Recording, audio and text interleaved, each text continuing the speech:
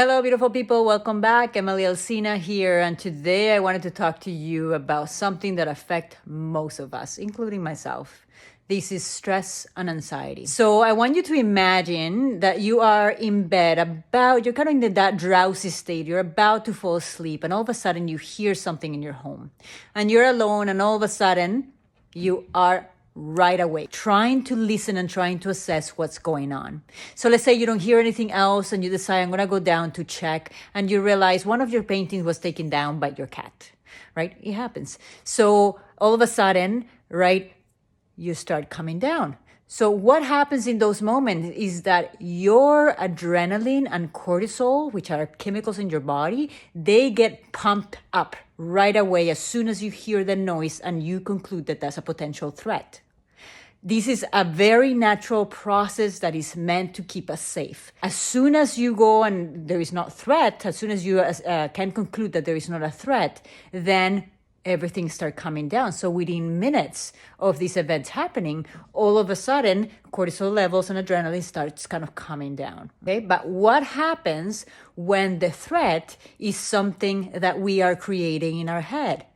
Our body doesn't know the difference between a physical threat, something that we are seeing that is in front of us about to hurt us, or something that we are visualizing in our head and are telling ourselves. Our body will react the exact same way. So what happens if you're about to fall asleep and you start thinking, what if I get broken into? And then you go down that path of what's going to happen, who's going to break in, how this is going to look, worst case scenario. All of a sudden, your body is reacting exact same way as if this is happening right here, right now. But what happens though is that that threat is being created by you. So if there is no way of kind of checking, oh, there is nothing downstairs, it's my cat. Whew, okay. But this time you are the one engaging. And as long as you are engaged in the worry thought, your stress hormones are engaged. So if you are struggling with this and you're having a really difficult time disengaging from those thoughts, you may need extra help. But a good way to start is that you cannot control maybe the intrusive thought that's going to come your way, the what if, the thing that comes to you that says, what if this happens? Okay. But what you can control is how much time and energy you pay to that thought or to the intrusive thought. Okay. That's where you have control. You can decide, yes, I'm going to take it as real and I'm going to go and visualize all the terrible things, or I can take it as it is, as an intrusive thought. It's not real. It's not true. It's just coming my way. And I'm going to decide not to pay any attention or energy or put any energy towards it. And I'm going to come back to the here and the now. And you need to continue practicing coming back to the present, coming back to the present, coming back to the here and now, what's happening right here, right now. As soon as you do that, you're disengaging from the worry thoughts. You're coming back to the present and allowing yourself to breathe again and end this cycle of distress.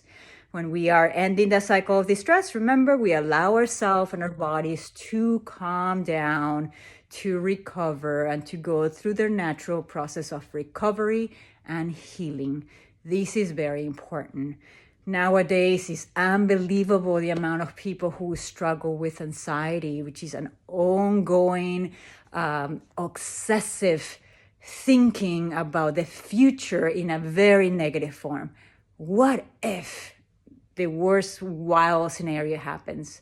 Okay. Most of the time I tell my clients, anytime that you go through it and we go into a session and we're trying to disengage client from those thoughts, and then they go into their life, they face whatever they thought was going to be so scary and they come back, I always follow up and say, did the worst case scenario happen?